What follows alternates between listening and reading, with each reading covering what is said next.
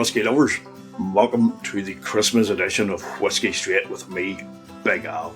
Just fresh from a loom band making masterclass by the daughter. So while the dinner is getting cooked up and ready, I thought just come down here, do a quick video, and something that I think would be a nice after dinner pour, wee bit Christmassy, is the James E. Pepper barrel proof rye, which comes in at a nice 57.3% ABV. Should be a bit of spice in here, and it should be in keeping with the time of the year. The Pepper family brand is somewhat of an iconic name in the whisky world, and it's actually one of the oldest too. I didn't realise this until I did a bit of research. Now, it was established in 1780 and distilled over 3 generations of the family up until 1958. A distillery was first built on the site that now houses the Woodford Reserve Distillery, and then later the James E. Pepper Distillery in Lexington in Kentucky. Now, in the 1950s, the bourbon industry had a wee bit of a hard time, and that led to the decline of the brand and then the eventual closing of the distillery.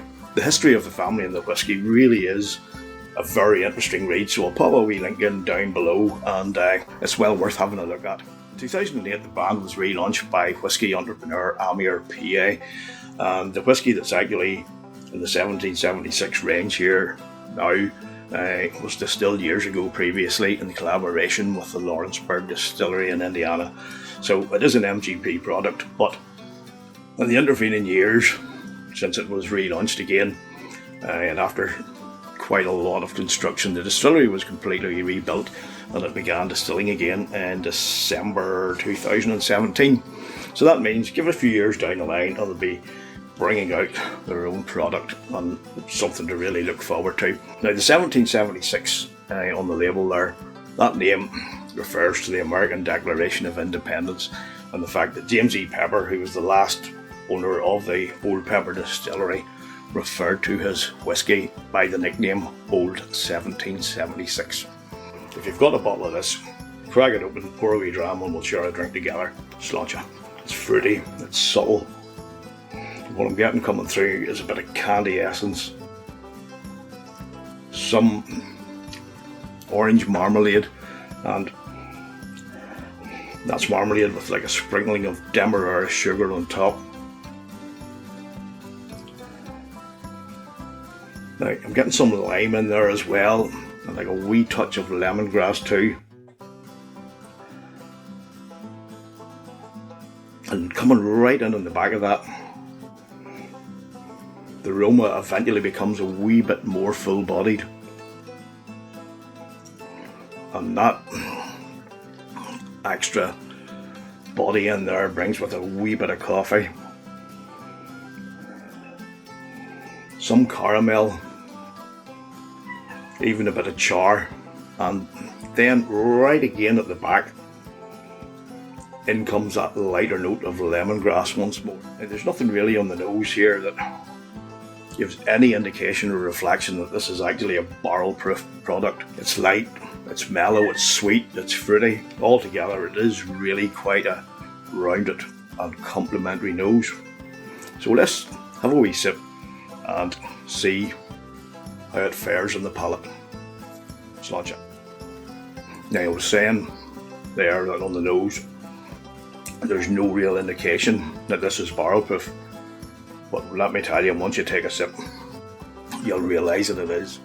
There's a big dollop of spice right from the off, but it's not a peppery spice. It's more cinnamon and clove with a big hit of orange as well. But it actually is very complimentary. It all goes nicely well together, but it's starting to dissipate now, and the orange is becoming a bit more subdued, and it's providing like a smooth chocolatey taste. Quite an impressive first sip now. So let's go again. Now, in that second sip, there's still quite a hit of spiciness, but it has toned down a bit, and it really still is quite a cinnamon bomb. And now in comes that orange marmalade note that I also got in the nose. It's coming through nicely. There's a lot of flavour there, and because of that big burst of cinnamon, it's bringing a bit of zestiness with it as well, and it's like an orange sizzle on the tongue.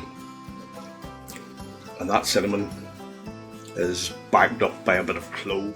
That really gives it all a nice combination of a nice effervescence and sizzle in the middle and the rear of the palate. That's hanging about there, it's lingering.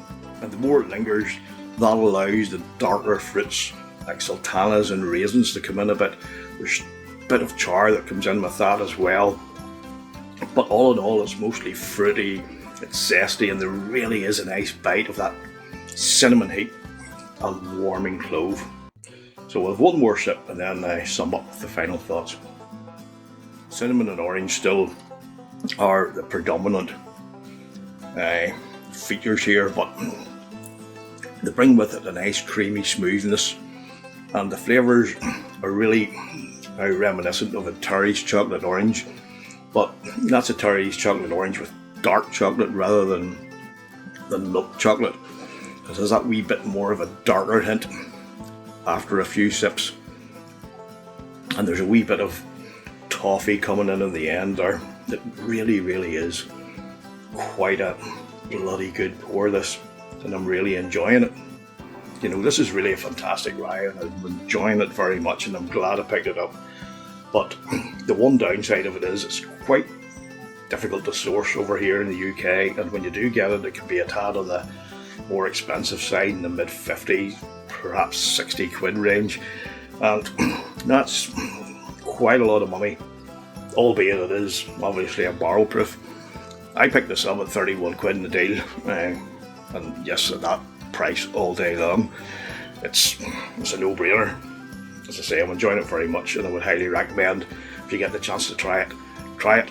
But if you're from America or Canada or wherever, just let me know if you've tried this before, what you think of it, and what the price is where you are, and do you think the price, the quality, represents good value for money. Thanks for watching. Please like and subscribe and hit that wee bell notification and click all so that you don't miss out on any future reviews and some of the things that I've got coming up. So I hope you're all having a wonderful Christmas time. Enjoy the time with your family, with your friends, make the most of it, relax as much as possible, and have some quality whiskey. It really does help. So, Merry Christmas from Big Al here at Whiskey Straight, and you know, as I say, until the next time, stay safe and drink your whiskey the way you like it. Sláinte. Tiger, do you want to be in this video too? Now, if you really want to be in the video so badly, Tiger, you can come up here and give the viewers your thoughts as well. Tiger, be quiet. Fucking cat, would you stop hoping? Fucking dick. I'm a dick.